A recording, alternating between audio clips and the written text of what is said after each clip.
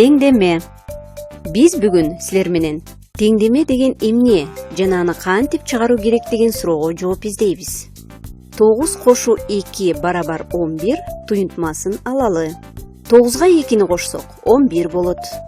Бул жерде 9 биринчи кошулуучу, 2 экинчи кошулуучу, 11 сумманын мааниси. Экинчи кошулуучуну жаап коелу. Анда экинчи кошулуучу белгисиз болуп калат. Белгисиз экинчи кошулуучуну латын алфавитинин тамгасы менен алмаштырабыз да, белгисиз тамгасы бар теңдемени алабыз. Математикада белгисиз санды белгилөөдө латын алфавитинин тамгалары колдонулат. Дагы бир нече теңдеме жазып көрөлү. Белгисиз санды камтыган туюнтманы же барабардыкты теңдеме деп атайбыз. Теңдемени чыгаруу деген эмне?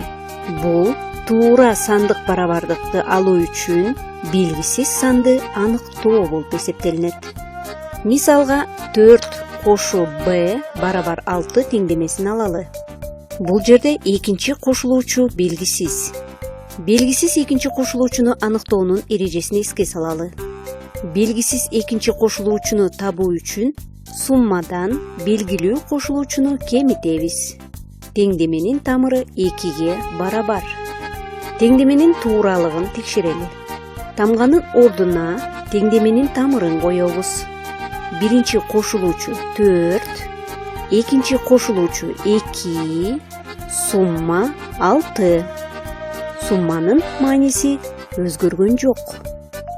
4 кошуу 2 туюнтмасы дагы 6га барабар.